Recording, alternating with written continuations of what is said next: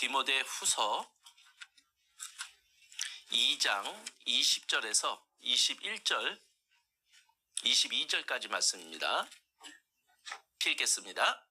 큰 집에는 금과 은의 그릇이 있을 뿐 아니요 나무와 질그릇도 있어 귀히 쓰는 것도 있고 천히 쓰는 것도 있나니 그러므로 누구든지 이런 것에서 자기를 깨끗하게 하면 귀히 쓰는 그릇이 되어 거룩하고 주인의 쓰심에 합당하며 모든 선한 일에 예비함이 되리라.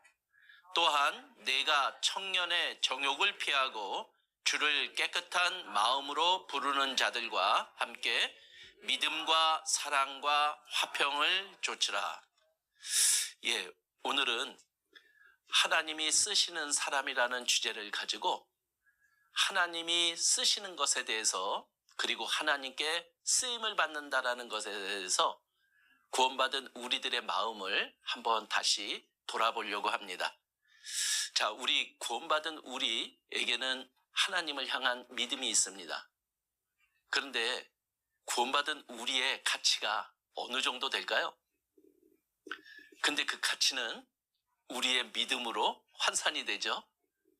자, 우리는 그 믿음으로 하나님이 나를 창조하셨다라는 것을 믿습니다. 맞습니까? 근데 그 믿음 속에 이 나의 가치가 달라지잖아요. 하나님은 누가 만들었느냐에 따라서 사실은 가치가 달라집니다. 저 피카소라는 화가 아세요? 근데 그분의 그림이 보통 한 점에 대략 한 얼마 정도 될 것 같습니까? 저는 그분 그림을 직접 이렇게 봐봤는데요. 제가 이해가 안 돼요. 그런데 그림의 값은 1,000억을 훌쩍 넘습니다. 이게 왜 1,000억일까? 저의 이해는 안 되는데 모든 사람들이 그 돈을 내고도 못 사는 게 그 그림이래요. 근데 이유인즉 피카소가 그렸대. 이거 하나입니다. 그런데 구원받은 나는요, 하나님이 나를 창조하셨다, 나를 만드셨다. 그럼 우리 만든 분을 한번 비교해 봐야 되지 않겠습니까? 피카소와 하나님, 누구의 작품이 훨씬 나을까요? 하나님의 작품이 훨씬 낫고 가치도 비교할 이게 대상이 아닐 거라고 봅니다. 근데 우리는 하나님이 나를 만드셨다, 나는 하나님의 작품이다. 그러면 나의 가치는 얼마일까요? 헤아릴 수 없다라는 것만큼은 분명하지 않습니까? 근데 나는 그 가치를 내가 인정하고 또 그 가치에 맞게 살아가느냐, 이거는 별개인 것 같아요. 하나님이 창조한 것 보면 그 창조한 모든 것이 사람 중심으로 되어 있잖아요. 왜냐하면 그만큼 하나님에게 있어서는 모든 창조한 것 중에서 우리 사람의 가치가 제일 높기 때문 아닐까요? 지금 봄이 찾아왔습니다. 조금 나른하시죠? 이 나른한 게 좀 비타민 결핍이 됩니다. 그러니까 겨울을 보내면 우리의 몸이 이제 비타민을 막 필요로 하잖아요. 그래서 하나님이 비타민이 제일 많은 과일을 만들어 놓으셨대요. 뭘까요? 요새는 계절 감각들이 없으셔서 무슨 계절에 무슨 과일이 나오는지 잘 모르더라고요. 근데 분명 봄을 대표하는 과일은 딸기일 겁니다. 그러니까 이 딸기에 비타민을 가득 넣어서 그동안 겨울 보내느라고 수고했다. 그래서 우리에게 영양분을 보충해 준대요. 근데 또 지나면은 여름은 어김없이 오잖아요. 여름 오면 또 땀은 또 흘리게 마련이고요.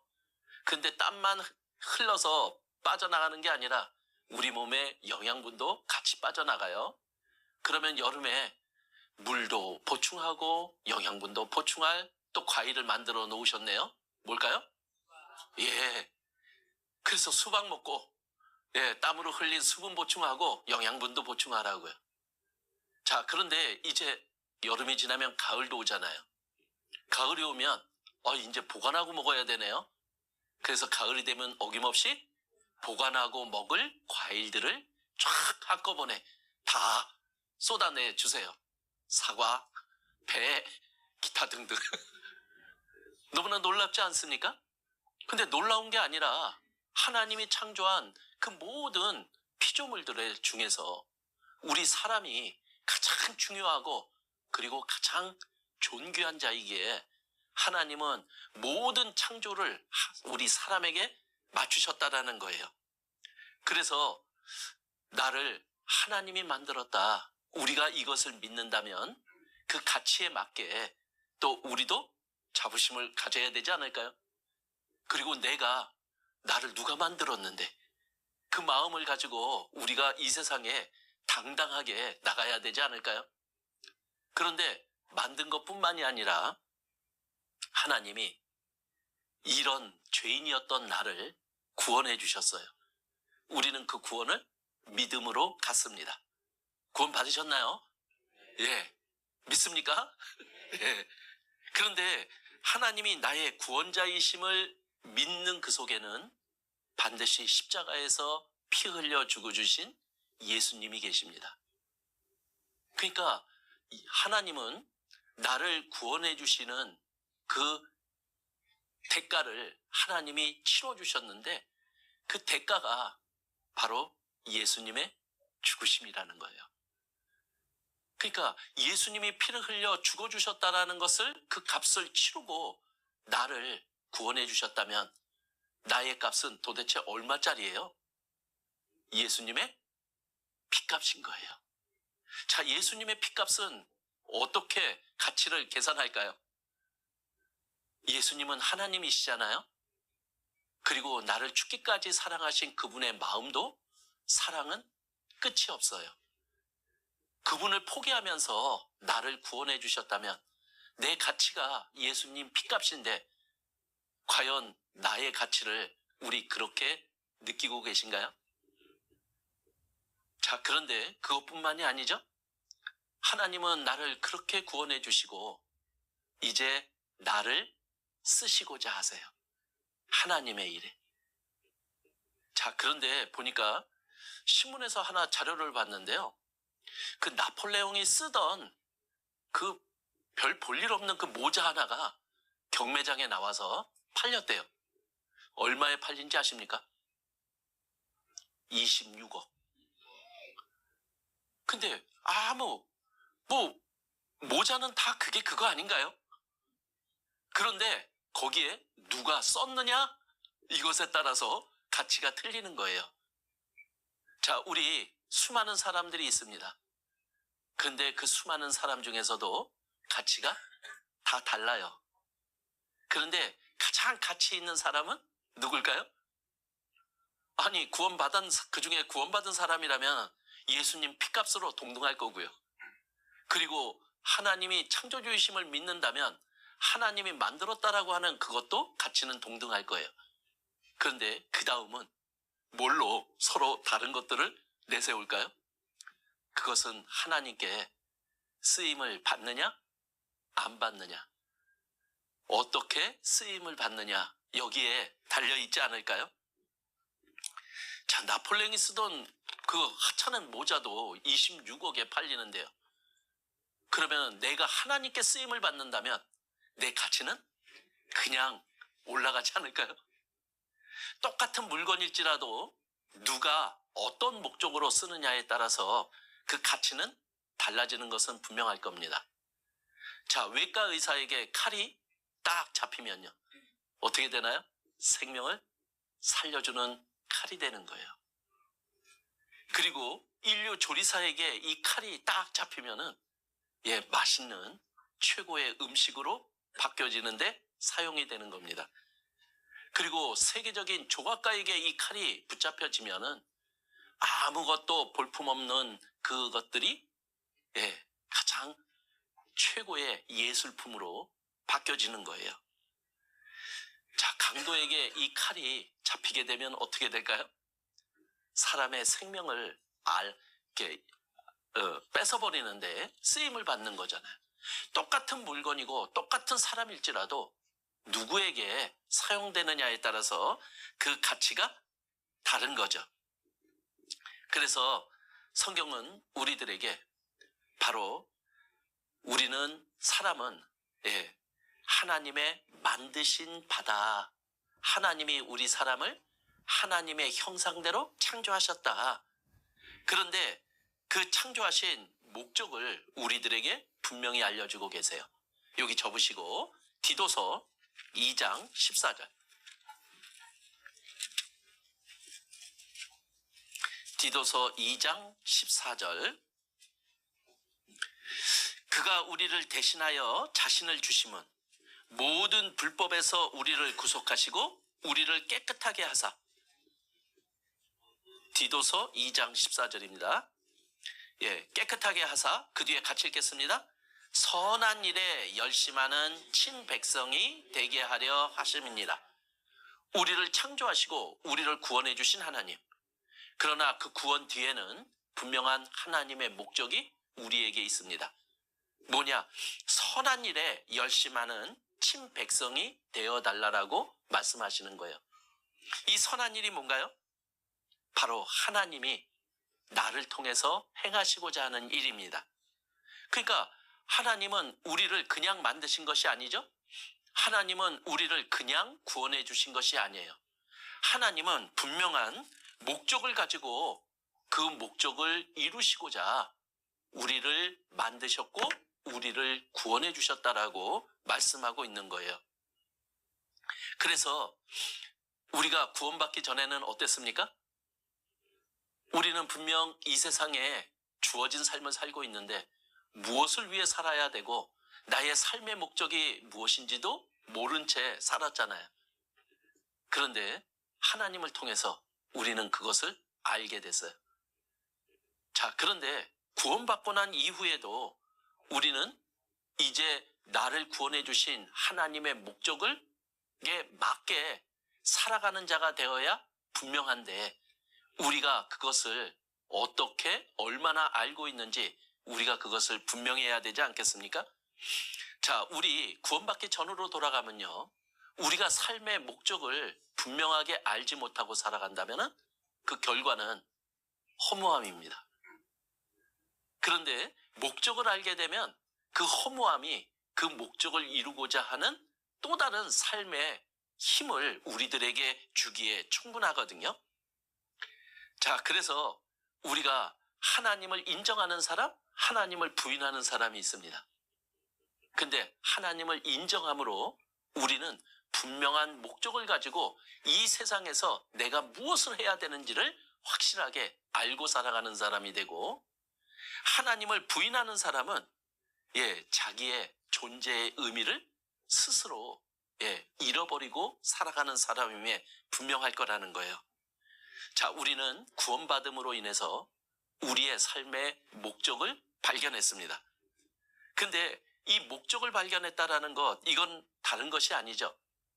내가 무엇을 위해 그리고 어떻게 쓰이느냐를 우리는 알게 됐다, 이렇게 말하는 것이 정확하지 않을까요? 자, 하나님은 나를 구원해 주셨습니다. 그런데 이제 구원한 나를 하나님의 일에 사용하시고자 하는 거예요.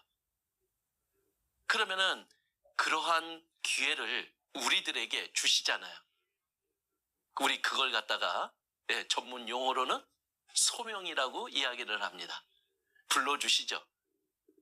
자, 그런데 그 부르는 것 음성 들으셨나요?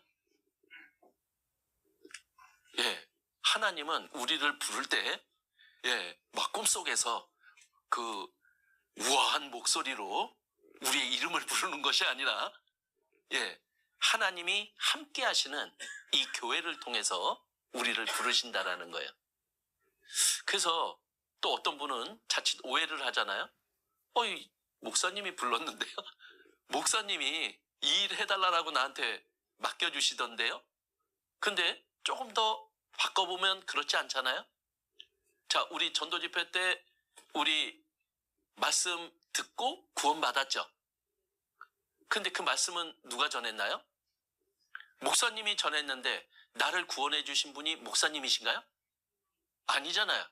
누가 구원해 주셨어요? 하나님이요. 그거는 다 하나님이라고 인정을 하는데, 그런데 하나님의 일을 위해서 나를 불러주실 때 그때는 또 바뀌나요? 목사님이 그러셨는데 아니죠? 예, 목사님을 통해서, 교회를 통해서 하나님은 우리를 불러주셨다라는 것만큼은 분명합니다.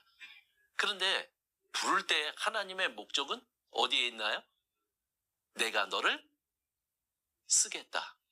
내가 너를 나의 일에 좀 사용하겠다 하고 불러주시는 거잖아요.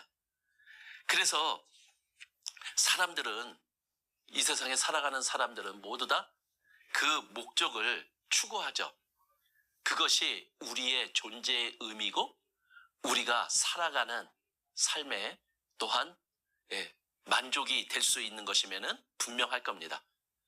그래서 목적을 가지고 살아가느냐 아니면은 목적 없이 살아가느냐, 이것은 너무나 다른 거다라는 거예요. 그래서 하나님은 나를 만드셨고 나를 구원해 주셔서 우리들에게 나를 향한 하나님의 목적을 부여해 주시며 부르고 계신 거예요.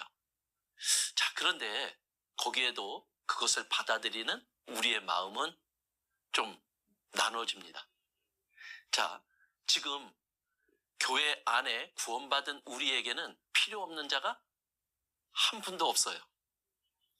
그래서 교회 안에 내가 함께 한다라는 그 자체만으로도 하나님의 일이 이루어지기도 합니다.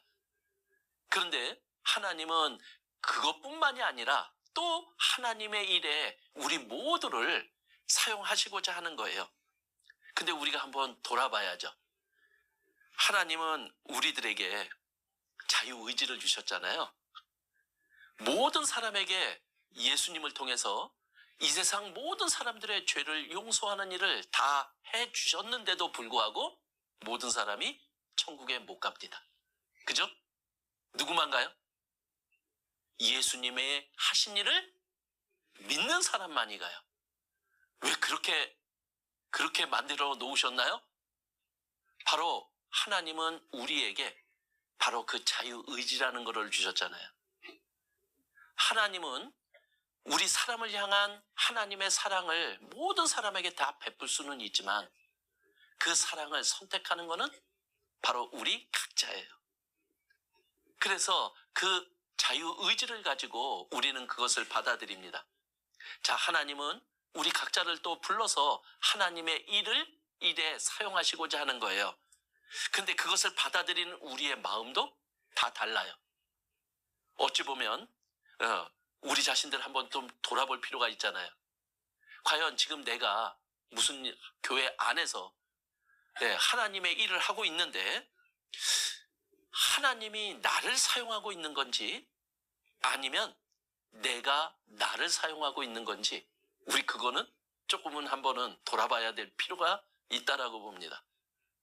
왜냐면은 그것을 하나님이 사용하시느냐 아니면 내 생각대로 내 방법대로 하느냐, 이것에 대한 것은 너무나 다르다라는 거예요. 우리는 뭔가 바쁘고 하나님의 일을 하는 것 같고 그리고 주님의 역사가 이루어지는 것 같아요. 근데 그 속에서의 나의 마음의 중심은 어디에 있는지 우리 그것들을 한번 좀 돌아보는 시간을 가져보려고 합니다. 그래서 하나님이 이 사용하시는 사람이 있어요.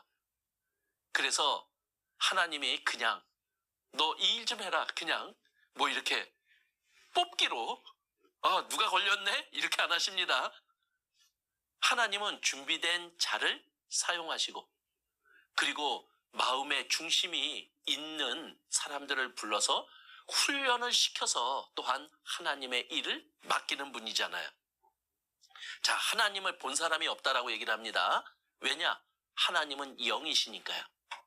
그런데 하나님이 이 보이는 이 세상에서 하나님의 일을 이루려면 보이는 무언가가 필요해요. 그 보이는 무언가가 뭐냐면은 바로 우리 사람인 거예요. 그래서 특히 구원받은 사람을 들어서 사용하시죠. 근데 또 말씀에는 보니까 구원받은 사람만 사용하지도 않아요. 악인도 적당하게 사용하신다라고 또 말씀하고 계시거든요. 그러니까 하나님은 모든 것을 만드신 분이기에 그 피조물을 사용하세요. 그런데 이제 하나님의 일에는 어떻게 보면 구원받은 사람들의 하나님의 일을 할 수 있는 자격과 조건들을 나름대로 주시고 이제 우리를 부르신다라는 거예요. 자, 그 조건 중에 하나를 먼저 소개합니다. 고린도후서 12장 7절. 고린도후서 12장 7절.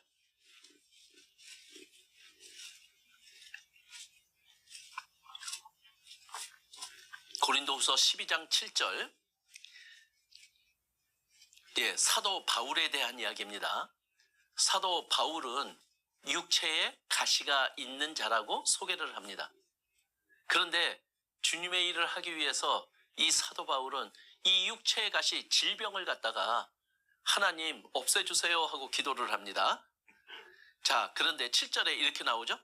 기도를 했더니 여러 계시를 받은 것이 지극히 크므로 너무 자고하지 않게 하시려고 내 육체의 가시 곧 사단의 사자를 주셨으니 이는 나를 쳐서 너무 자고하지 않게 하려 하심이니라.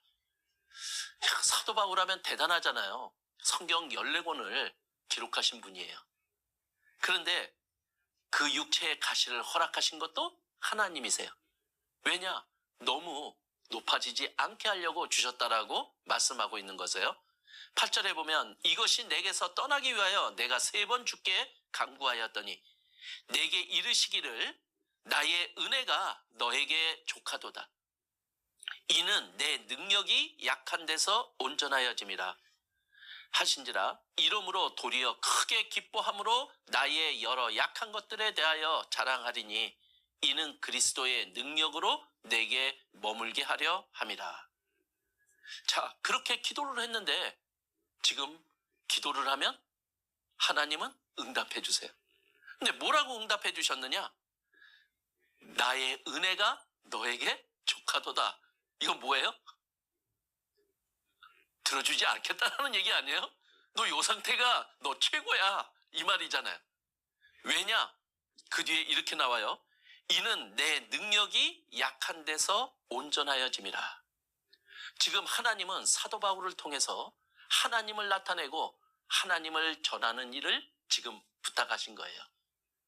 자, 그런데 그 하나님을 나타내려면은 어찌 보면 사도 바울이 이렇게 육체에 가시가 있고 약한 것이 있기 때문에 사도 바울을 통해서 나타나는 것을 하나님이라고 받아들일 수 있는 그것이 가능한 거죠. 하나님을 나타내고 또 하나님을 전하는 데 있어서 우리의 힘 가지고 가능한가요? 사람의 힘 가지고는 그거는 가능하지 못해요.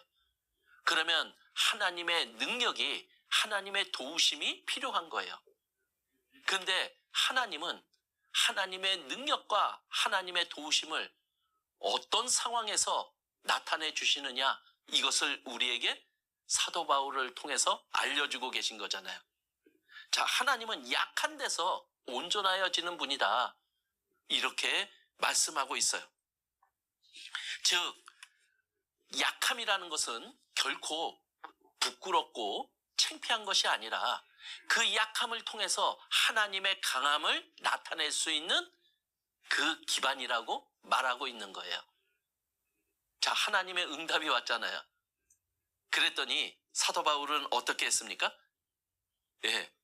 사도 바울은 오히려 기뻐하고 자랑했다라고 이야기를 해요. 왜죠? 우리는 우리의 약함을 내가 어떻게 받아들이느냐라는 거예요. 자, 하나님은 우리를 부르십니다. 그리고 하나님의 일을 맡기십니다. 그때 제일 많이 들어오는 마음이 어떤 겁니까? 역시 하나님은 나를 아시는구나. 이런 마음이 아닐 거예요. 그죠? 나에게 하나님의 일을 맡겨주실 때 우리의 일반적인 마음들은 그럴 겁니다. 저 부족합니다. 저는 능력이 안 됩니다. 근데 정작 그 속에는 잘못된 대답이죠. 왜냐? 하나님은 우리의 능력을 보시고 하나님의 일에 사용하시고자 하는 것이 아니라 하나님의 능력을 부어줄 테니까 내일 좀 해라, 이거거든요.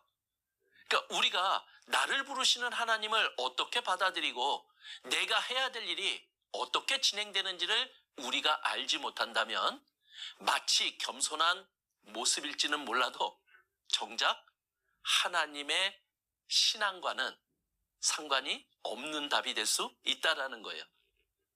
그러나 하나님이 응답해 주셨어요. 내가 약한 데서 온전하여짐이라. 그렇다면 이 약한 것 문제가 되나요? 안 되나요? 예, 약한 것은 문제가 안 돼요. 하나님이 불러주셨느냐 아니냐, 이것이 중요한 거죠. 그러면은 나는 약하고 나는 문제가 많은데도 하나님이 불러주셨다. 그 속에 우리는 그것을 어떻게 받아들여야 될까요? 하나님이 나에게 능력을 더해 주시겠구나. 하나님이 이 일을 할 수 있도록 나를 도와주시겠구나. 우리 관점과 마음이 하나님이 중심이 되면 우리가 보는 눈, 우리가 느끼는 마음이 변하는 거예요. 우리의 기도도 그렇지 않나요?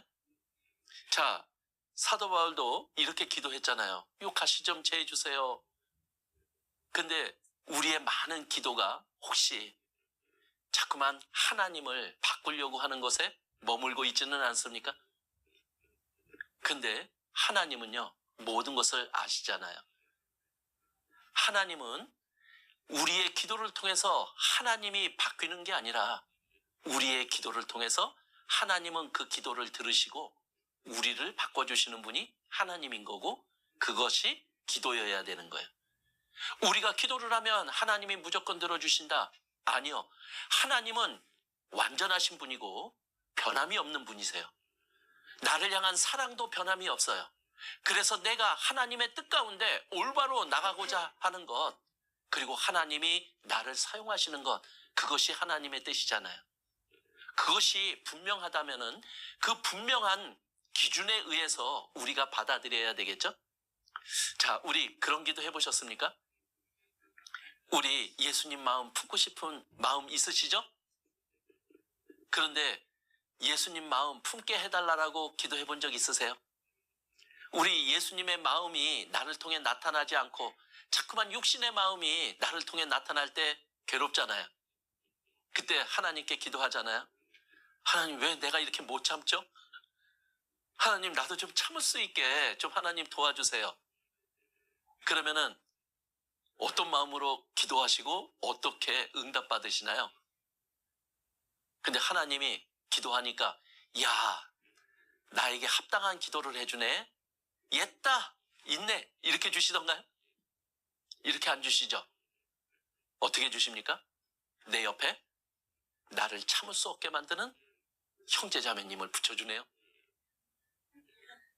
이거 응답을 하고 생각하시고 받아들이십니까?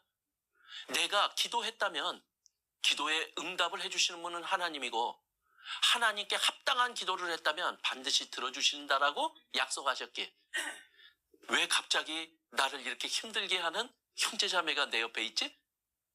알아차려야 되잖아요. 아, 이거 기도의 응답이구나. 그러면은 그 가운데 내가 참아내는 나로 변할 때 그 응답이 이루어지는 것 아니에요? 야, 나도 참아지는구나. 하나님이 나를 참을 수 있게 해주셨구나. 근데 하나님은 우리가 하나를 달라고 하면 하나 주시는 분 아니잖아요. 하나 달라고 하면 이만큼 주세요. 그래서 와, 나 잘 참았다. 나도 이제 참을 줄 아네? 그런데 웬걸요? 더 참을 수 없는 사람을 붙여주잖아요. 보너스입니다. 그런데 그것이 정작 내가 원하고 그 어떤 참을 수 없는 상황에서도 참아낼 수 있는 내가 될 수 있도록 하나님이 나에게 주시는 은혜 아닐까요? 우리가 어떤 관점에서 바라보느냐, 이것이 틀린 거죠. 자, 하나님께 쓰임받을 수 있는 조건, 그것은 나는 이런 능력이 있고요, 이런 지식이 있고요, 나는 이런 좋은 점을 가지고 있습니다가 아니라 나는 하나님 앞에 이렇게 약합니다. 이것이 하나님이 쓰시는 사람의 최고의 조건이라고 말을 하고 있는 거예요. 세상은 이 약한 것을 감추려고 합니다. 그러나 우리는 그것을 기뻐하고 자랑하는 자입니다.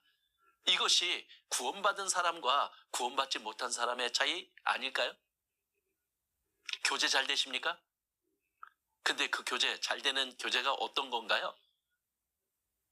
마치 전국 노래자랑 하듯이 우리 하는 것 아니에요? 누가 약하나 자랑대회. 그러면서 그 교제를 통해서 우리의 약하고 힘든 것들을 다 꺼내놔요. 그렇게 꺼내놓을 수 있는 교제, 그 교제가 진짜 좋은 교제 아닌가요? 그 속에 하나님이 계시고 나의 약함을 들으시고 많은 형제자매님들을 통해서 그 약함을 또 강함으로 세워주시는 하나님.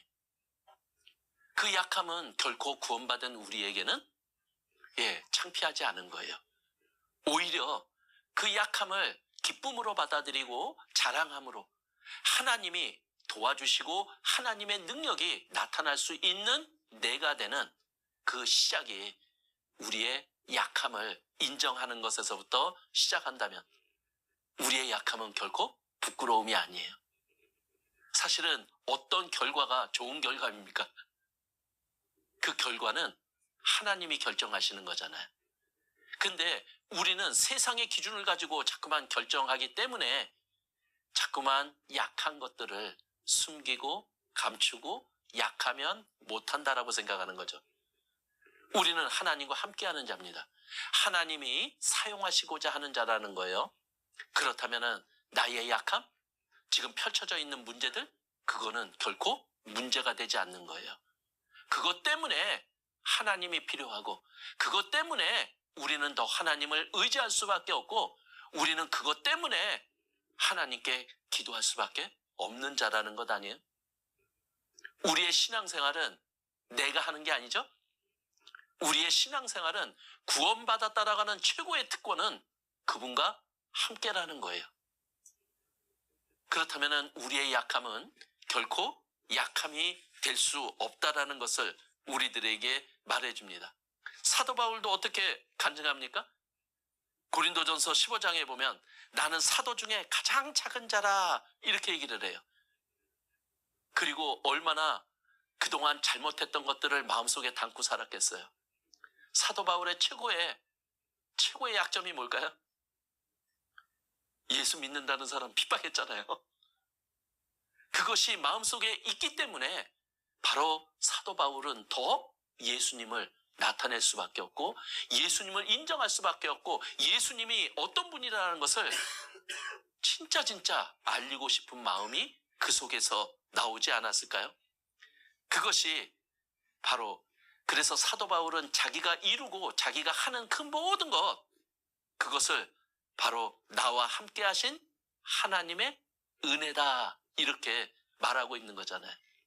만약에 그렇지 않았다면요? 자신을 나타내는 또 누구를 범하는 자가 될 수밖에 없었을 거라는 거예요. 자, 우리는 구원받은 특별한 자지만은 우리가 특별한 일을 하는 게 아니라 하나님의 특별한 일에 하나님은 나를 부르시고 사용하시고자 한다라는 거예요. 그래서 우리가 누구에게 붙들려서 그 일을 하느냐 그리고 누구와 함께 그 일을 하느냐 이것이 우리들에게는 너무나 중요한 일이라는 거죠. 자, 우리 구원받은 그리스도인에게는 우연이라는 거는 없다라고 이야기를 합니다. 자, 그래서 하나님은 우리에게 많은 일을 맡기시죠. 그래서 우리 예레미야를 보면 예레미야에게 또 하나님이 일을 맡기십니다. 그랬더니 예레미야가 뭐라고 이야기를 하냐? 하나님, 저 애예요, 애. 그 말은 뭐예요? 하나님의 일을 맡기에 부족하다라는 것 아니에요. 나 애입니다. 그리고 하나님이 가서 외치라고 하는데 나 말할 줄도 몰라요. 그랬더니 하나님이 뭐라고 말하냐? 너 아이라고 말하지 말아라. 이렇게 얘기를 합니다. 예? 내가 너를 누구에게 보내든지 너는 가라. 그리고 내가 내게 무엇을 명령하든지 너는 말하라. 무슨 말입니까? 네가 어디를 가도 내가 힘이 되어 주겠고 네가 말을 할 때 말할 것을 얘기해 주겠다. 쉬워요? 어려워요? 근데 그분이 그렇게 안 해주시면 어려운 거잖아요. 내가 하려면 어려운 일인데 하나님이 쓰시겠다라고 그러면 그냥 쓰지 않잖아요. 하나님이 사용할 힘도 주시고 능력도 주시고 말할 것도 주시고 다 주신대요. 그런데 그 속에 더 하나 나한테 꼭 필요한 게 있는 거잖아요. 내가 살고 싶은 삶. 그거는 하나님이 원하는 삶. 그 삶을 내가 살아갈 수 있고 그 삶을 살아감으로 내가 예수님의 마음까지 품어가며 예수님처럼 변할 수 있다면 우리 구원받은 그리스도인의 최고의 소망 아닐까요? 하나님께 쓰임받는다라는 것, 이거는 너무나 놀라운 일이라는 거죠. 근데 하나님은 우리 보통 뭐 하게 하려고 그러면 집에서 아이들 이렇게 좀 뭔가 하게 만들려고 그러면 어떻게 해요? 야, 너는 싹수가 노래. 야, 네 머리는 안 돼. 이렇게 하고 뭐 일 시키지 않잖아요. 네? 뭔가 세상은요 이렇게 띄워놓고 일을 해요. 야, 너 최고야. 너는 노력을 안 해서 그렇지 네가 한 번 하면 너는 당할 자가 없는 자야. 뭐 세상은 이렇게 일을 시켜요. 그런데 교회는 하나님은 안 그래요. 완전히 내리쳐요. 그렇지 않습니까? 내가 세상에서는 조금 괜찮다고, 나 이런 능력이 있다고, 그리고 나 세상에서는 이런 것도 이뤘다라고 그런 마음 가지면 하나님의 일이 감당이 안 됩니다. 왜냐? 하나님은 그것부터 치시거든요. 그래서 어찌 보면 하나님이 야곱을 사용하실 때도 어디부터 쳤어요? 제일 강한 데를 치시는 거예요. 그래서 하나님은 우리의 힘을 빼놓는 일부터 합니다. 그러나 힘을 빼는 게 아니라 거기에 나의 힘을 빼고 하나님의 힘을 더해주기 위해서 그렇게 하신다라는 거예요. 그래서 하나님은 애굽에서 이스라엘 사람들을 건져내시고 그냥 얼마 3일 길밖에 안 되는 그 가나안 땅으로 가면 되는데 어떻게 하셨어요? 광야로 돌렸어요. 왜 돌리신 겁니까? 빼려고, 힘 빼려고. 네? 그래서 그들을 낮추는 일부터 하신 것이 하나님인 거예요. 그리고 하나님의 말씀에 순종하는지 순종하지 않는지 그것을 마음속에 확실하게 하려고요. 자, 우리는 하나님의 일을 구원받은 우리에게 부탁하시는 거예요. 지금 내가 교회 안에서 하고 있는 일은 내 일이 아니에요. 하나님의 일이에요. 그러면은 하나님의 뜻 가운데서 진행이 될 때 그 일은 이루어질 수 있는 일인데 내가 내 주장과 내 생각과 내 방법으로 나아갈 때는 부딪히게 돼 있잖아요. 그래서 하나님은 우리의 약점을 사용하시고 그 약점 속에 하나님이 나타나게 하시려고 한다라는 거죠. 그래서 하나님은 우리들에게 그 약점을 통해서 하나님의 능력을 나타낸다. 그럼 나는 내가 보기에 내가 아니라 하나님이 보시는 나, 하나님이 쓰시고자 하는 나, 이것이 중요하다라는 거죠. 그래서 하나님이 쓰시는 조건 중에 하나, 자기의 약함을 인정하는 것. 거기서부터 하나님이 쓰시는 자의 조건이 됩니다. 그리고 두 번째 조건, 우리 처음 읽었던 디모데후서 2장 21절 말씀이요. 디모데후서 2장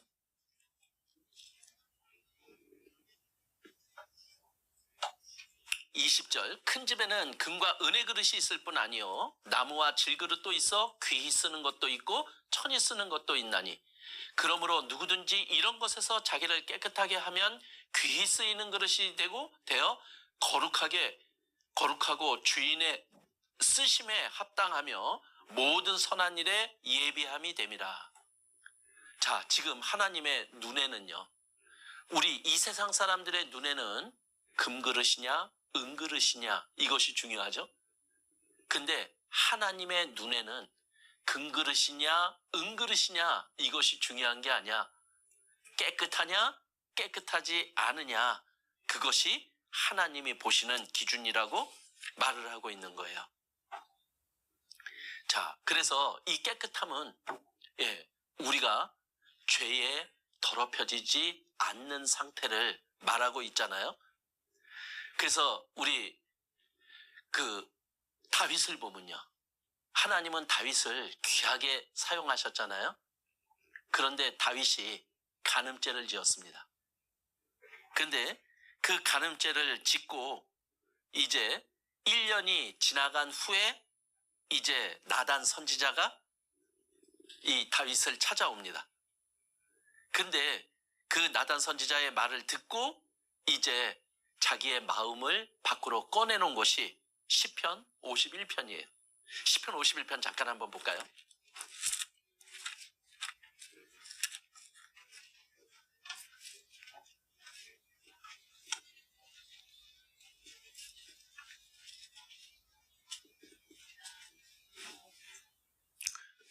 (11절) 나를 주 앞에서 쫓아내지 마시며 주의 성신을 내게 거두지 마소서. 주의 구원의 즐거움을 내게 회복시키시고 자원하는 심령을 주사 나를 붙드소서. 그리하면 내가 범죄자에게 주의 도를 가르치리니 죄인들이 주께 돌아오리이다. 자, 이 간음죄를 짓고 살인죄를 지었던 이 다윗의 마음이 1년 동안 어떠했는지를 이 말씀을 읽어보면 알 수 있지 않을까요? 자, 우리가 하나님께 부름을 받았다, 하나님께 쓰임을 받고 싶은 거잖아요. 그러려면은 이 범죄자에게 주의 도를 가르쳐서 죄인들이 돌아오게 하는 일을 해야 되는 게 가장 합당하게 쓰임 받는 게 아닐까요? 그런데 이렇게 쓰임을 받으려면은요, 하나님이 나를 붙들어 주셔야만 된다라는 거예요. 그런데 다윗이 죄를 졌어요. 그랬더니 하나님의 붙드심이 사라진 거예요. 그랬더니 어떤 일이 벌어졌느냐, 여기 보니까 마음속에 자원하는 심령이 없어진 거예요. 그렇게 하나님을 위해서 하나님만을 의지하고 나아갔던 다윗에게 그 마음이 사라진 거예요. 자, 전도가 억지로 됩니까? 안 되잖아요. 그런데 사실은 우리가 주님 일을 한다고 하면서 쭉 진행을 하다가 보면은 어떨 때 보면은 내 마음이 없어요. 어떨 때는 일에 치여요. 그래서 어떨 때는 보면 뭐만 남아있느냐? 형식만 남아있는 거예요. 그리고 그 형식에 그냥 왔다 갔다 일을 했다 말았다 그냥 그런 거예요. 그런데 진짜 그 일을 하면서 내가 막 이 일을 하고 싶어요. 손님 대접 막 하고 싶고 구원받지 않은 사람한테 막 뭐 전하고 싶고, 그리고 우리 집에 불러서 형제자매님들한테 식사 대접도 해주고 싶고, 그 자원해서 하는 마음이 있어야 되는데 그 마음이 없는 거예요. 그러면 형식만 남아있다면 그것을 하나님이 어떻게 사용하시겠어요? 근데 그렇게 됐던 이유가 뭐냐? 구원의 즐거움이 나에게 없어진 거예요. 자, 구원의 즐거움이 뭘까요? 그 구원의 즐거움이 사랑 아닙니까? 하나님이 나에게 베풀어 주신 사랑, 그리고 내 마음속에 그분을 사랑하는 마음. 근데 그것이 빼앗긴 거예요. 무엇이에요? 죄예요. 죄는요, 우리 안에 들어오면 우리 안에 가장 값지고 귀한 것을 뺏어가요. 뭘 뺏어갈까요? 나에게 가장 귀한 건 뭐예요? 구원 아니에요?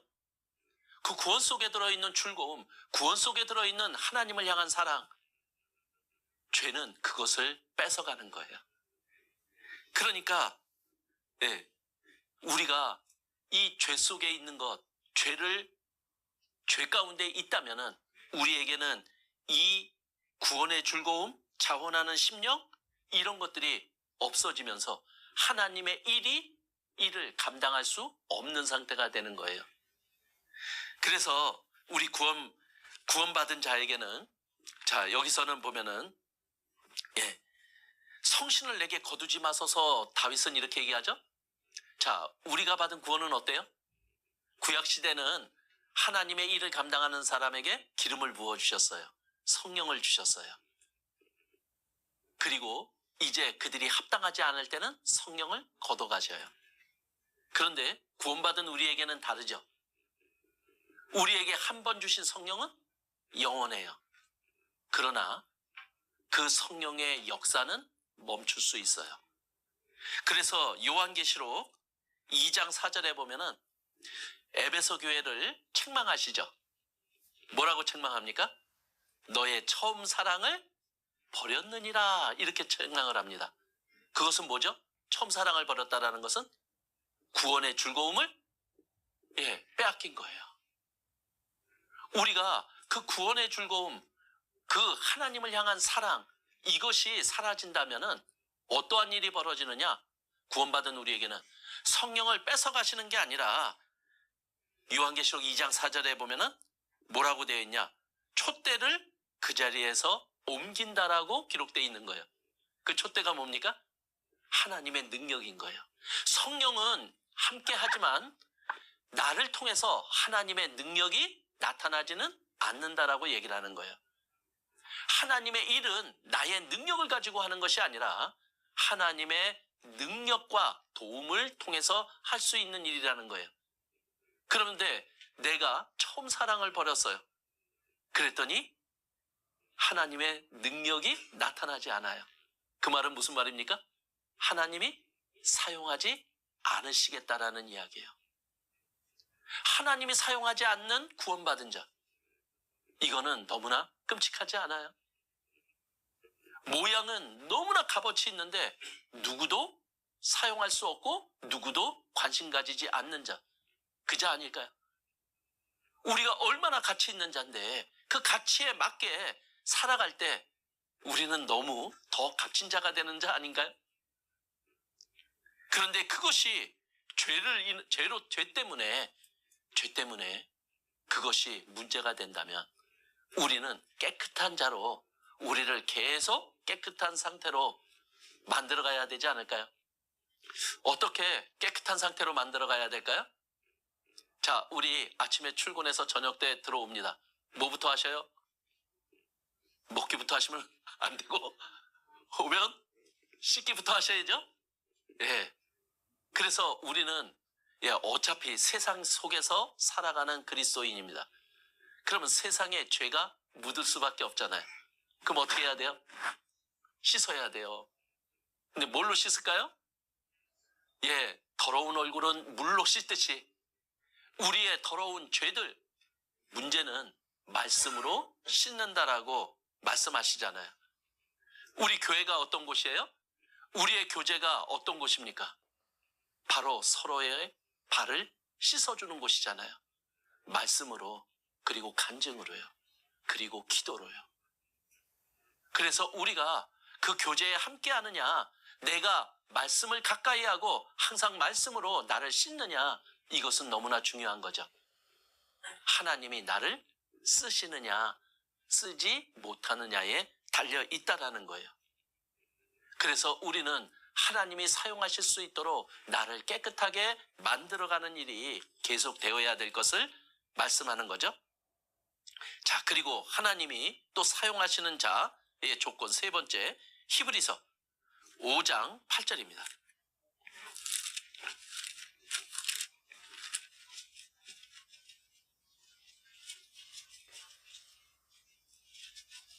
히브리서 5장 8절, 8절, 9절 같이 읽겠습니다. 그가 아들이시라도 받으신 고난으로 순종함을 배워서 온전하게 되었은즉 자기를 순종하는 모든 자에게 영원한 구원의 근원이 되시고, 자, 하나님께 가장 귀하게 쓰임받은 분이 누굴까요? 네? 예수님이시죠? 근데 예수님이 그렇게 쓰임받을 수 있었던 이유는 뭡니까? 바로 순종이었다, 이렇게 얘기를 합니다. 그런데 그 예수님이, 하나님이 뭘 맡기셨어요? 그것이 예수님이 이 세상에 오신 목적이잖아요. 죄인을 구원하시려고. 근데 죄인을 구원하시려면 죄인의 죄값을 갚아야 되는 거예요. 대신 피 흘려 죽어줘야만 되는 거예요. 근데 그 일은 너무나 고통스러운 거예요. 피하고 싶잖아요. 그래서 그 고통이 너무나 크고 너무나 감당하기 어렵기에 예수님도 기도할 수밖에 없었잖아요. 이 잔을 피하게 해달라고요. 그러나 하나님의 뜻대로 되기를 원한다라고 마음을 얘기를 해요. 그리고 하나님의 말씀에 그 순종의 길을 걸어간 거예요. 그리고 우리 모든 사람을 대신해서 십자가에 피 흘려 주신 거예요.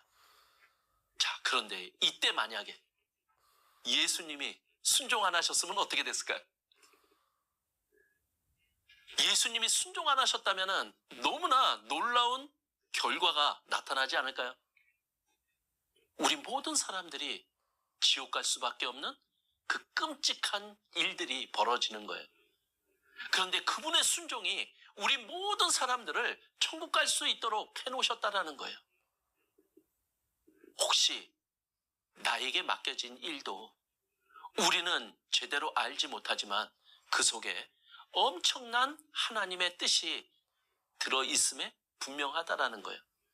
그래서 예수님을 우리에게 본으로 보여주셨잖아요. 자, 그래서 우리에게 하나님의 일을 부탁합니다. 그런데 그 부탁을 선택하느냐, 선택하지 않느냐, 이거는 우리 각자에게 달려있는 거예요. 우리의 마음이 되어 있지 않으면은요. 그래서 하나님이 사용하시겠다 이럴 때 가장 중요한 게 뭐냐? 바로 우리의 반응이에요. 싫어요. 감사합니다. 너무나 다른 반응 아니에요? 그런데 감사합니다가 순종이잖아요. 하나님의 뜻을 받아들이는 것, 이게 순종이죠. 근데 하나님의 뜻을 거부하는 것, 이거는 불순종인 거예요. 근데 너무나 그 결과가 끔찍한 거였죠. 자, 에덴 동산에서 하나님이 한 가지를 금하셨어요. 동산 중앙에 있는 선악을 알게 하는 나무의 실과는 먹지 마라 그랬어요. 자, 이건 나에게 선택이에요. 먹을 게 없었나요? 다른 거 다 먹어도 되는데 그거 하나 먹지 말라고 그랬는데 이건 나의 선택에 달려 있는 거잖아요.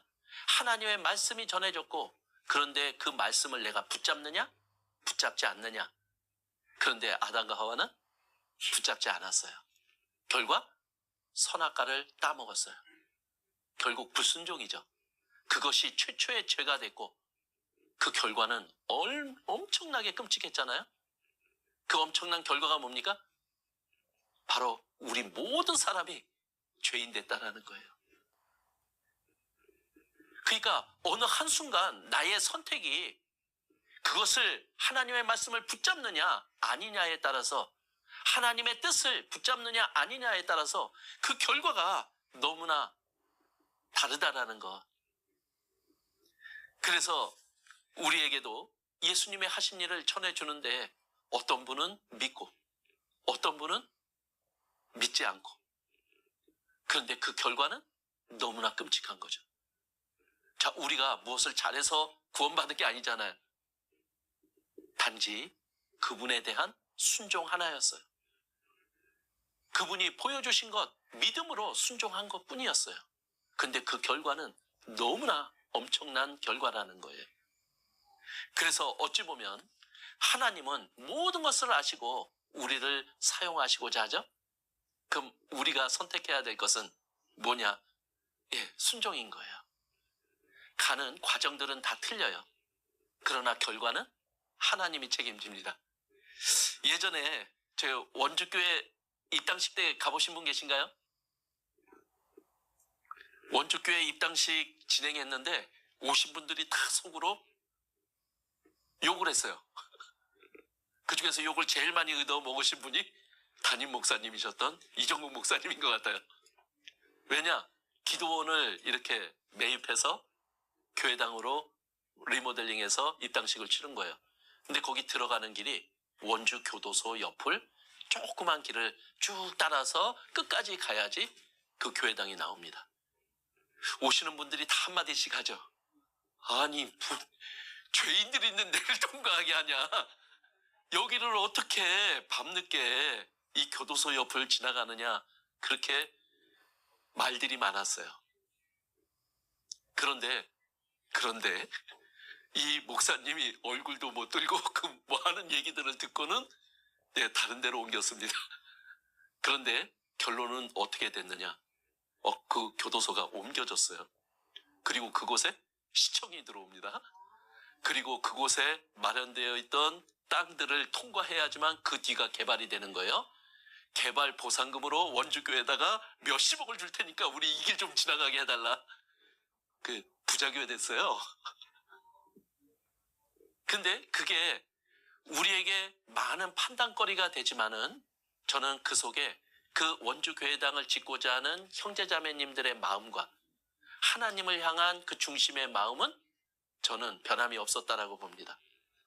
그래서 누구는 다 저것은 아니야, 저렇게 하면 안 되는데, 그러나 하나님이 함께 하시고 하나님이 우리의 마음의 중심을 올바로 보신다면 그 길은 하나님이 옳게 만드신다. 왜? 하나님의 일이니까. 그것이 우리 곳곳에서 계속 보여지지 않을까요? 그래서 우리가 하나님의 말씀하실 때 그 순종하는 마음, 그것은 우리가 하나님을 인정하는 마음이에요. 그래서 순종하는 사람의 특징이 있죠? 그 순종은 겸손하지 않으면 순종할 수가 없어요. 겸손이 무엇입니까? 하나님 앞에 나를 인정하는 것. 이것이 겸손이잖아요. 하나님은 어떤 분이시고 나는 누군지를 분명하게 알게 될 때 하나님이 말씀하시면 우리는 하나님의 말씀에 순종하며 나아갈 수 있는 자가 될 수 있는 것 아닐까요? 그래서 우리가 항상 하나님을 인정하며 살아가는 우리의 삶이 될 때 또한 그 순종도 일어나게 될 겁니다. 자, 하나님이 애굽에서 이스라엘 백성들을 구해내실 때 모세를 불렀어요. 그런데 이 모세는 애굽에서 40년 동안 왕자로 있었어요. 그런데 엄마로부터 유대인 교육을 받은 거잖아요. 자기가 유대인이라는 것을 알고 있고 그리고 자기는 하나님을 알게 됐고 받아들이면서 자기의 마음속에 이곳에서 종노릇하는 우리 유대인들, 하나님이 선택한 백성을 위한 그 마음이 이 모세에게 그대로 있었던 거예요. 근데 어느 날 애굽 병사들이 유대인을 괴롭히는 거예요. 그래서 어떻게 했습니까? 그 마음이 올라왔잖아요. 그래서 애굽 병사들을 때려 죽인 거예요. 자, 하나님의 일을 한 건가요? 예? 자, 보면은 하나님의 일을 한 것처럼 보였는데 여기에는 모세를 그때까지 부르지 않으셨어요. 그죠? 하나님이 부르시느냐 안 부르시냐는 이거는 너무 중요한 거죠. 하나님의 부름과 상관없이 내가 내 생각으로 나가는 것, 이것도 문제인 거죠. 근데 하나님은 그 길을 예비하시죠. 그래서 모세에게 준비되어 있던 곳이 광야, 미디안 광야 40년인 거예요. 근데 그 40년 광야 속에서 하나님이 하신 게 뭡니까? 모세를 그냥 쳐냈잖아요. 왜? 자기의 힘으로 뭔가 하려고 하고 자기의 방법대로 뭔가 하려고 하는 그 모세를 가장 낮추는 일부터 한 거예요. 그리고 하나님만을 의지하도록. 자, 그래서 이 모세 앞에 하나님이 나타나셨습니다. 그리고 하나님의 일을 부탁합니다. 이게 소명이죠. 너 애굽 땅에 가서 네 백성들 구해내라. 그랬더니 뭐라고 합니까? 아니, 보낼 만한 사람을 보내세요. 어떻게 제가 합니까? 제대로 됐죠? 근데 제대로 된 게 아니에요. 낮아졌지만 하나님의 부름에 순종하는 것이 빠졌잖아요. 그래서 하나님이 이제 모세에게 너 들고 있는 것, 그 지팡이 땅에다가 던져라 하고 명령을 합니다. 자, 모세는 그 지팡이를 땅에다가 던졌어요. 그랬더니 지팡이가 뱀으로 변하는 일이 벌어진 거예요. 그리고 이제 모세에게 그 지팡이를 잡으라고 이야기를 합니다. 근데 꼬리부터 잡으라는 거예요. 자, 이 미디안 광야에서 뱀 한두 마리 잡았겠어요, 모세가? 그죠? 그 광야에는 뱀이 그렇게 많이 있는데. 근데 뱀 잡을 때는 꼬리부터 잡는 게 아니라 머리부터 잡아야 되는데 꼬리 잡으면 휙 돌아서 무는데. 그런데 하나님이 지팡이를 뱀으로 변케 하여 주시고 이제 하나님을 어떤 분이라는 것을 알게 된 모세는 하나님의 말씀에 순종을 하는 모습으로 변하게 된 거죠. 그리고 하나님의 말씀대로 세상의 방법이 아니라 이제 하나님의 말씀대로 꼬리부터 잡았어요. 그랬더니 어떻게 됐어요? 다시 지팡이로 변하는 일이 벌어진 거예요.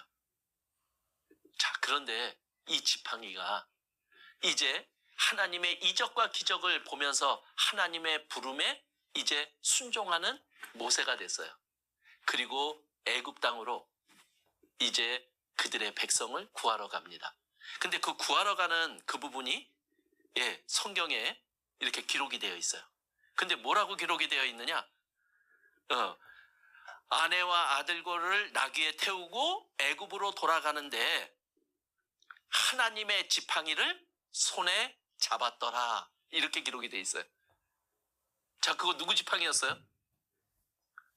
모세의 지팡이였는데 하나님의 말씀에 순종함으로 하나님의 뜻을 받아들이니까 그것은 더 이상 한 사람의 지팡이, 인간적인 지팡이, 나무 막대기가 아니라 뭘로 바뀐 거예요? 하나님의 지팡이로 바뀐 거예요. 그 지팡이가 무슨 일 했나요? 애굽에 내리는 재앙을 일으키는 도구로 사용이 되었고 홍해를 양쪽으로 나누는 일을 할 때도 지팡이를 들었잖아요. 자, 가나안 땅에서 싸움이 일어날 때도 지팡이를 들면 승리, 지팡이 내리면 패배. 반석을 지팡이로 치니까 뭐가 나와요? 물이 나와요. 내가 가지고 있는 그 도구들이 하나님 앞에 순종함으로 나아가고 하나님의 뜻에 내가 잡히면 내가 가지고 있는 것은 더 이상 나의 것이 아니라 보잘것없는 것이 아니라 하나님의 능력을 나타내는 가장 귀한 것으로 바뀐다라는 것을 우리들에게 보여주잖아요. 그래서 우리 항상 하나님의 뜻이 나에게 전해질 때 항상 우리 부딪히죠. 나의 생각 그리고 하나님의 뜻, 이것이 부딪히면 어떻게 해야 될까요? 그것이 우리의 선택입니다. 근데 그 선택의 결과는 너무나 다른 거겠죠. 자, 모세는 그것을 선택했어요. 그런데 그 선택함으로 말미암아 이제 그 한 민족을 다른 민족에게서부터 구해내고 펼쳐지는 많은 기적들 속에 모세가 등장을 하는 거예요. 자, 우리 전도 집회 때 어김없이 빠지지 않는 게 뭐예요? 홍해의 기적.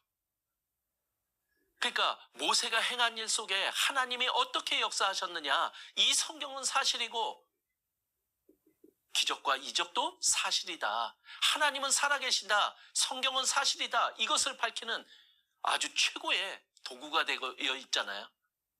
그 순종이요. 그래서 우리가 선택할 때 분명히 기준이 필요한 것 같습니다. 자, 우리 왜 성경이 기준이 되어야 될까요? 많은 사람들은 죽음에 대한 답을 찾으려고 합니다. 그리고 종교를 찾죠. 그런데 도대체 어느 종교가 맞는 거예요? 종교라면 신을 제시해야 되고 죽음에 대한 답을 제시해야 되는 거예요. 그런데 자기가 다 신이고 자기가 제시하는 게 죽음의 답이라고 이야기를 하는 거예요. 도대체 어느 게 맞는 겁니까? 그런데 성경이 기준이 될 때 분명한 죽음에 대한 답이 정해지는 것 아닌가요? 다른 종교들 봐보세요. 진짜 확실한 기준을 제시합니까? 그런데 이 성경은 너무나도 확실하고 분명하게 그 기준을 제시하는 거예요. 기준이 세워지니까 우리는 무엇이 맞고 무엇이 틀리고 무엇이 옳은지 그것이 밝혀지잖아요. 지금 많은 교단과 교파가 있다라고 얘기를 합니다. 그런데 교파냐 교단이 중요한 게 아니라 기준이 뭐냐가 중요한 것 아닐까요? 이 성경이 기준이 될 때 어느 교파가 맞고 어느 교단이 맞고 무엇이 맞고 틀린지가 드러나게 되잖아요. 목사가 말하는 게 진리가 아니라 하나님의 말씀이 진리 아닌가요? 그 진리가 우리에게 제시될 때 그 진리를 붙잡는다면은 그것이 답이 될 수 있는 거잖아요. 시편 119편 173절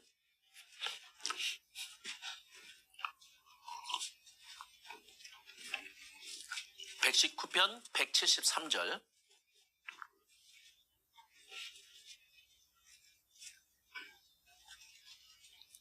예, 같이 읽겠습니다.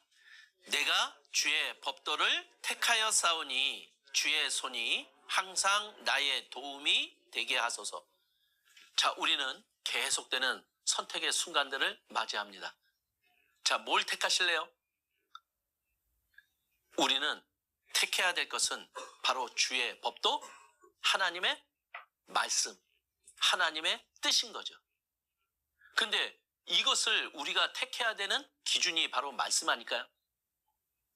근데 그 말씀을 택할 때 나타나는 결과가 있다라는 거예요. 그 결과는 뭐냐? 주의 손이 항상 나의 도움이 된다라는 거예요. 그래서 내가 택한 것에 우리는 세상적인 생각 기준으로 보면은 문제가 있고 여러 가지 어려운 상황들이 그리고 곤란이 있겠지만 우리는 하나님의 말씀을 선택하는 순간 모든 걸 할 수 있고 모든 것을 아시는 하나님의 도움이 함께 간다라는 것. 이것이 있기 때문에 우리는 말씀을 선택해야 될 것을 우리들에게 알려주고 있는 거예요. 그래서 우리는 하나님이 부르시면 순종하고 하나님의 뜻이면 해야 되고 하나님의 말씀이라면 그거 붙잡고 나가야 되는 것이 구원받은 우리가 선택해야 될 것이 아닌가 싶어요. 세계의 그 명마, 세계 최고의 말, 그 말을 갖다가 아라비아 말이라고 이야기를 합니다. 근데 그 아라비아 말 한 마리 값이 한 30억이 이렇게 넘는데요. 한 마리 말이요. 근데 그 이슬람교 창시자였던 마호메트가 세계에서 가장 좋은 말을 다 해가지고 100마리를 구해가지고 훈련을 시켰대요. 그런데 이제 훈련을 시키면서 먹을 것만 꼴만 주고 물은 주지 않은 거예요. 어떤 일이 벌어질까요? 말들이 난리가 납니다. 뭐 먹고 싶어서요? 물 먹고 싶어서 난리를 치는 거예요. 그래서 3일째 막 그러면은 한 물을 안 주면 3일째 되면은 막 울타리 부시려고 말들이 난리를 치는 됩니다. 그때 문을 열어준대요. 그러면은 물 냄새를 맡고 시냇가로 달려간대요, 이 말들이. 그런데 그 물 앞에 도달했을 때 호각을 쫙 분댑니다. 뭐죠? 호각을 왜 불까요? 멈춰라 이거예요. 그런데 그때 멈추느냐 안 멈추느냐. 그런데 그 100마리 말 중에서 3마리만 딱 멈췄대요. 그 3마리를 가져다가 명마로 만드는 겁니다. 그러면 최고의 명마가 뭐죠? 잘 달리는 말인가요? 아니죠. 주인의 명령에 순종하는 말. 그러니까 하나님이 쓰시는 사람은 다른 사람이 아니에요. 하나님의 말씀에 하나님의 소명에 순종할 수 있는 그 마음을 가진 자. 그것이 명마가 아니라 명인입니다. 어느 그 신문에 한번 나온 얘기인데 어느 선교기관에서 그 파송할 선교사를 모집을 했대요. 그런데 그 면접 시간이 새벽 3시래요. 그러니까 걸러지겠죠? 왜 새벽 3시로 했을까요? 어려운 상황들을 부여해주고 그것을 감당할 수 있느냐 없느냐를 파악하겠죠? 그런데 시험관이 나타났어요. 그래서 면접 보나 했더니 8시간을 기다리게 하더래요. 그럼 여기서 또 못 참는 사람은 또 나가게 되겠죠? 그래서 결국 이제 면접 시간 전에 시험을 보게 됐답니다. 시험 문제가 딱 한 문제 나왔대요. 2 곱하기 2는?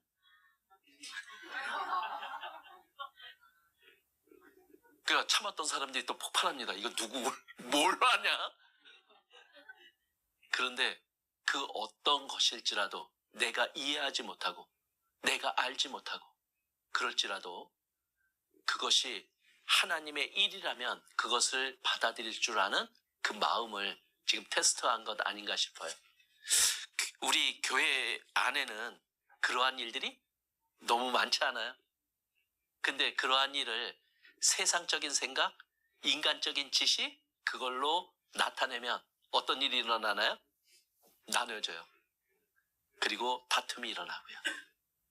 그런데 그 속에서 묵묵히 그것을 좇아서 나아갈 때 참 놀라운 일은 그 안에 하나님의 능력이 나타나더라는 거예요. 그것이 주님의 일이죠. 하나님은 주님의 일에 나를 참여하는 거지 나의 일에 주님이 도와주시는 것은 아니라는 거잖아요. 그렇다면 우리는 이해하지 못하지만 우리는 순종할 줄 알고 믿음으로 기다리고 나아가는 우리가 되어야 되지 않을까요? 저는 성경 말씀 중에서 하나 제일 좋아하는 말씀이 이제는 알지 못하나 이후에는 알리라 이 말씀이 제 삶 속에 자꾸만 나옵니다. 알지 못할 때는 어떨 때는 불평도 나오고 불만도 나옵니다. 그런데 자 이제는 알지 못하나 이후에는 알게 해주신대요. 그러면 알게 될 때까지 이제부터 이후까지 하나님은 우리에게 믿음을 요구하세요. 그러면 그 믿음 가지고 알지 못하지만 알게 될 때까지 믿음으로 나아가라 이 얘기 아닐까요? 진짜 내가 다 합니까? 내가 가진 세상적인 지식 그리고 내가 경험한 그 모든 것들이 진짜 완전합니까? 그렇지 않잖아요. 근데 하나님은요? 하나님은 완전하시잖아요.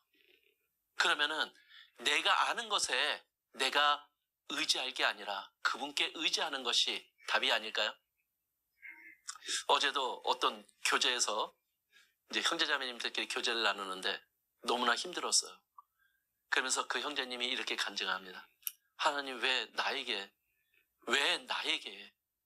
이런 일을 계속 이렇게 허락하십니까? 그러면서 막 울더라고요. 그런데 우리 그리스도인의 정상적인 마음은 어떨까요? 너무나 힘드니까 그런 말 나왔잖아요. 그래서 제가 그 형제님한테 어디에서 읽은 한 말을 이렇게 전해드렸습니다. 우리 그리스도인은 우리의 눈과 마음이 외에 머물지 말자. 외는 그 속에 불신이 들어있는 거다. 그런데 무엇이라고 하는 것에 우리가 눈과 마음을 더 보자. 그러면 그곳에는 하나님의 능력이 나타난다. 왜 하나님 이 일을 나에게 이렇게 해주시나요? 이게 아니라 하나님 무엇을 주시려고 이렇게 어려운 감당하지 못할 것을 나에게 허락하셨나요? 이 마음이라면요. 지금 하나님은 나를 끝까지 사랑하셨고 죽기까지 사랑하신 분이잖아요. 그분이 내 앞에 왜 그렇게 힘들고 어렵고 고난 속에 나를 던져놓으셨을까요? 미워서요? 예, 미움받을 짓 했으면 당해야죠. 우리 그거 징계라고 얘기를 합니다.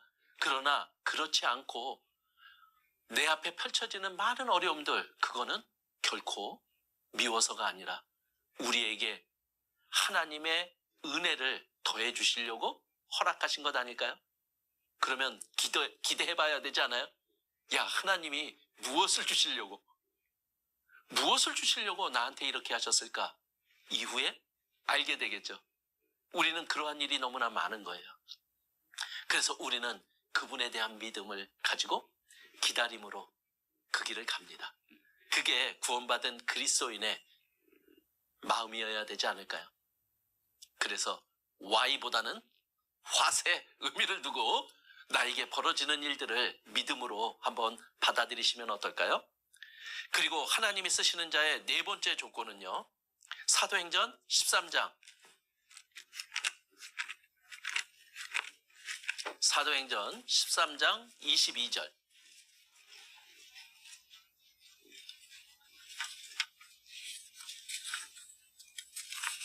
사도행전 13장 22절 같이 읽겠습니다.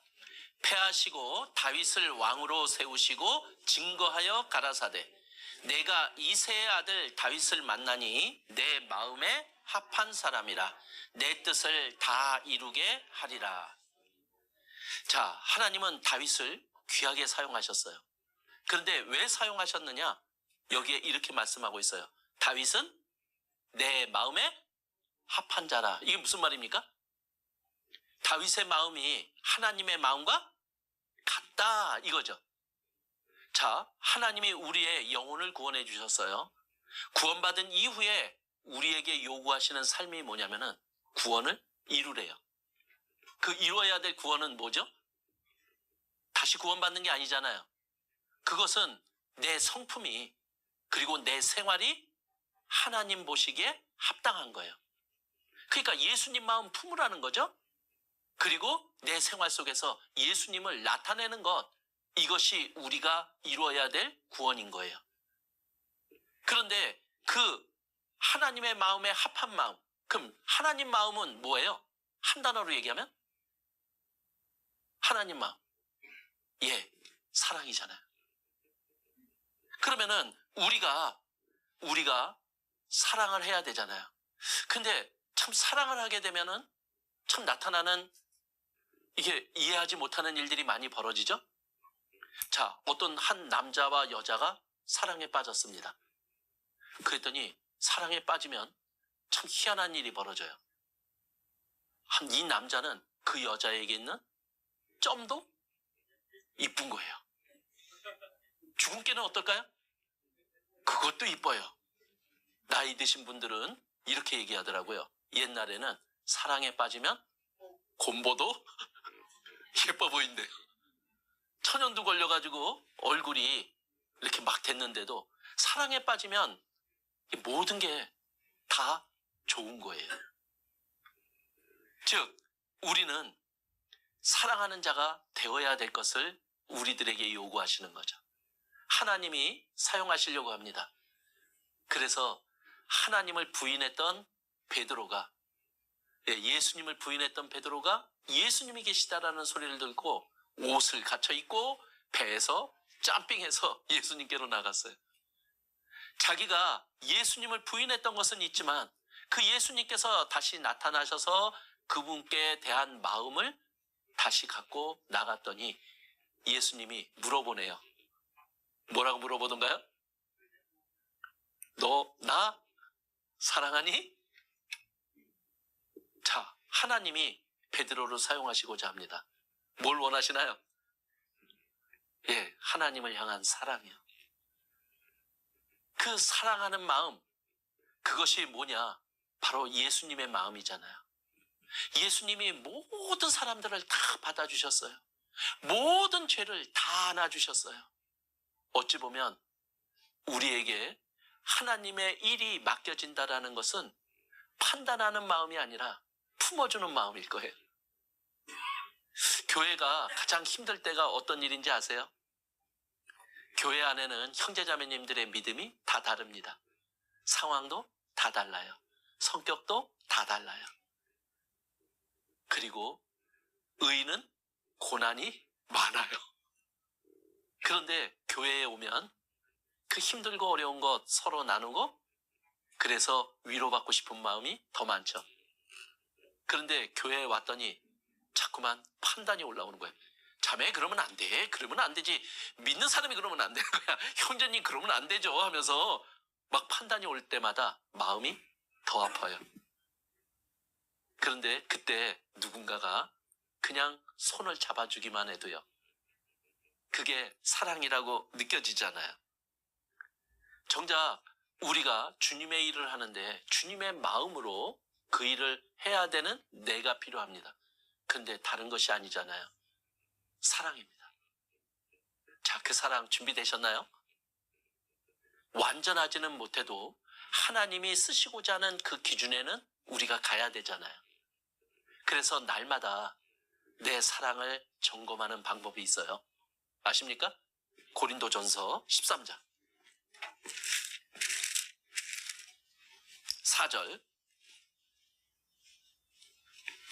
4절에서 7절까지입니다. 고린도전서 13장 4절에서 7절. 예, 같이 읽겠습니다.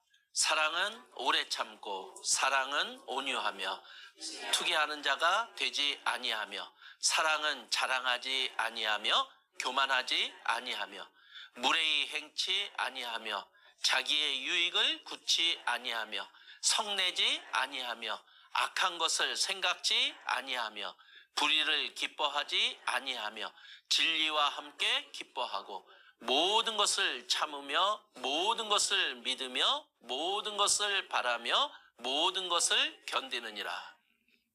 자, 우리가 사랑한다면 이래야 되잖아요. 이럴 때 우리는 내가 형제 자매를 사랑할 수 있는 거잖아요. 하나님은 우리들에게 세 계명을 주셨습니다. 뭐라고요? 서로 사랑하라고요. 근데 사랑은 이런 거거든요.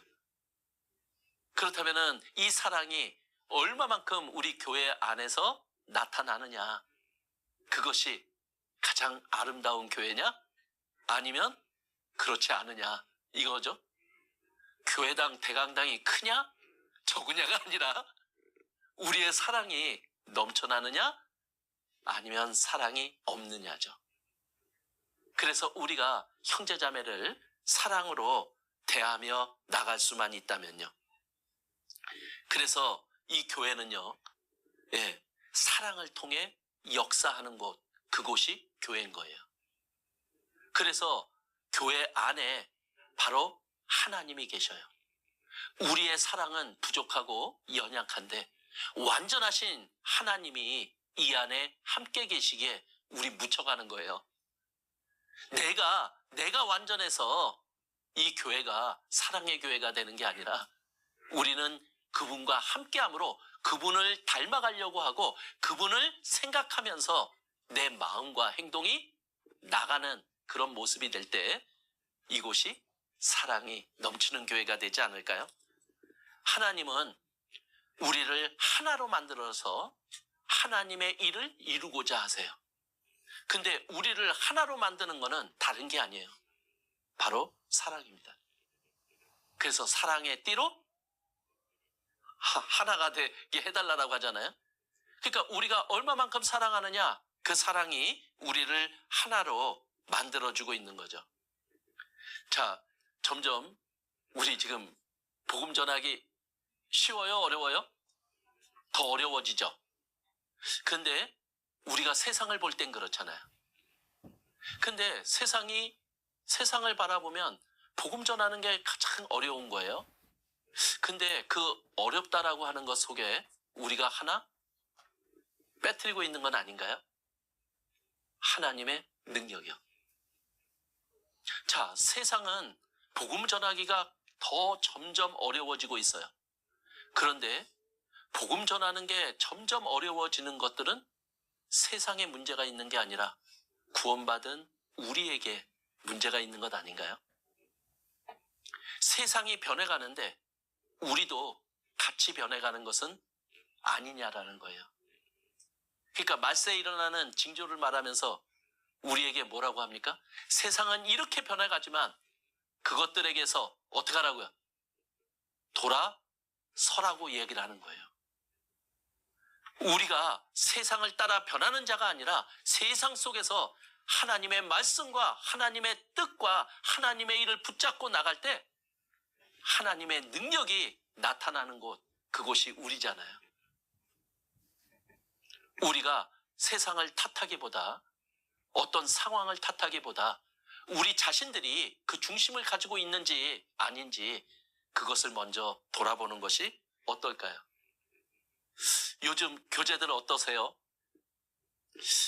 저는 1992년도에 구원을 받았습니다. 근데 그때 구원받고 교재를 나누다 보면 누가 한번 울기 시작하면 이거 뭐 간직시키면 끝까지 계속 웁니다. 어떨 때는 휴지 한 통이 다 비어져요. 그런데 초창기에 그때만 하더라도요, 진짜 교재 속에 눈물이 많았어요. 그리고 그때 사실은 모든 형제자매님들의 꿈이 교회당 건축하는 거였습니다. 그래서 저희는, 제가 여기 평택교회 건축할 때 그 완성되고 그 평택교회 그 뭐라 그럽니까? 그 밥을 다 자체적으로 했었거든요, 평택교회는. 근데 그 밥 다 짓는 그 도구들을 제가 일산교회에 있을 때 다 져지고 그것들을 다 가져갔습니다. 일산교회 짓는데 사용하려고요. 그때 이제 평택교회 와가지고 같이 교제도 나누고 그랬습니다. 근데 그때 교회당을 왜 그렇게 지려고 했냐면요, 사실은 저희들이 오해를 받았어요. 쟤네들은 맨날 저 허접한 지하에서 뭐 말씀 듣는다, 뭐 말씀 공부한다 그러면서 거기 말씀 들으러 가자고 그러면 안 오려고 그랬어요. 그래서 그때 마음은 어떤 마음이냐? 아니, 이렇게 귀한 말씀을 좀 버젓한 교회당에서 그들을 이렇게 초대해서 그런 오해가 생기지 않도록 말씀 전하고자 하는 그 마음 하나였어요. 그때 사실은 교회당 하나가 저지르려고 그러면은 진짜 형제자매님들의 많은 눈물과 그리고 많은 헌신과 재물들이 지금하고는 비교가 안 되는 것 같습니다. 왜냐하면 그때는 아파트를 사가지고 있는 분이 전세로 옮기면서 차익을 건축원금으로 내고 막 이랬잖아요. 그러니까 그때는 진짜 눈물이 많았어요. 왜냐하면 하나님을 향한 사랑이 더 간절했고 주변에 구원받지 않은 영혼에 대한 그 안타까운 마음들이 너무나 컸잖아요. 자, 그때나 지금이나 도대체 무엇이 변한 거죠? 세상은 변했지만 이 교회는 변하면 안 되잖아요. 그 영혼을 생각하는 우리의 마음 변함없잖아요. 하나님을 위해서 살고자 하는 마음도 변함이 없잖아요. 그런데 자꾸만 내 몸과 마음이 세상을 향해서 그들과 같이 걸어가고 있는 그런 모습을 발견할 때 우리는 이렇게 얘기합니다. 복음 전하기 너무 힘들어. 그리고 주님 일 하기 너무 힘들어. 그것은 우리의 마음을 한번 돌아봐야 되지 않을까요? 우리는 그 다른 어떤 것보다 지금 이렇게 힘들고 어려운 세상 속에는 우리의 눈물이 더 필요한 때가 아닌가 싶어요. 그 눈물 속에 바로 우리의 마음이 들어있잖아요. 우리가 전도하고 싶은 그 사랑하는 사람들의 영혼을 위해서 흘려줄 수 있는 눈물이요. 그리고 함께 교제를 나누는 형제자매님들의 어려움을 보고 같이 흘려줄 수 있는 눈물이요. 사실은 그 어려움을 우리가 해결해 주는 게 아니잖아요. 우리는 그 속에 마음을 같이 합니다. 그 마음을 같이 하는 게 사랑이 아니면 안 되잖아요. 저는 전에 광주교회에서 어떤 일이 있었냐면은 그 초등학교 아이가 구원을 받았어요. 그런데 그 아이가 너무나 교회 학교에 오고 싶어서 집을 도망쳐서 아침이면은 아버지 몰래 교회당을 나오는데 이 아버지가 그것을 반대하고 이 아이를 잡으러 온 거예요. 근데 잡으러 와가지고 이제 그 아들을 끄집어냈는데 그때가 말씀이 끝나고 나오는 때였던 거예요. 그런데 그 많은 사람들이 내려오는 그 속에 이 아버지가 아들이 갖고 있는 성경책을 뺏어서 쫙쫙 찢는 거예요. 그래서 이 아이가 그냥 그 자리에서 그냥 엉엉 울었던 거예요. 그런데 다른 형제자매님들이 뭐라고 할 수가 없는 거예요. 너무나 그 찢는 모습들에 이 뭐 살기까지 이렇게 있는 상태니까요. 근데 저 멀리서 누군가가 막 달려오는 거예요. 바로 그 아이의 분반 선생님이었어요. 그 형제님이신데 그 울고 있는 아이를 꼭 안아주면서 같이 울어주는 거예요. 그랬더니 그 모습을 보고 아버지가 변한 거예요.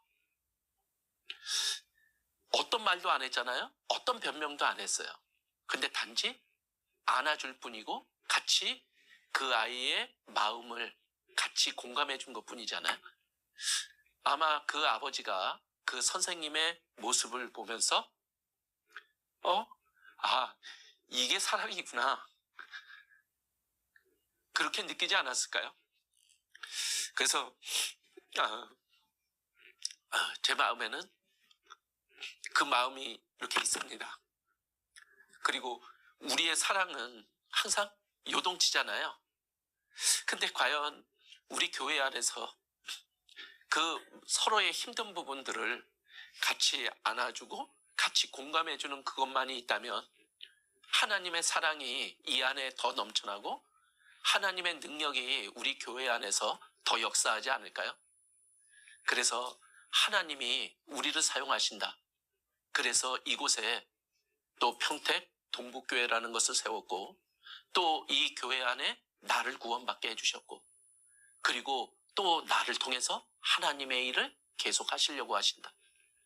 그 속에 이 일을 감당하려면 하나님이 사용하실 수 있는 그런 내가 될 수 있도록 나의 마음을 그분께 드려보면 어떨까요?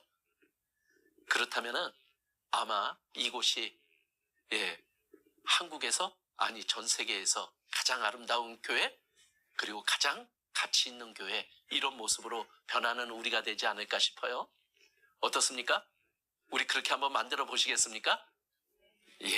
기도로서 같이 마치겠습니다. 은혜와 사랑이 많으신 하나님, 저희들을 불러주셔서 구원을 허락하셨습니다.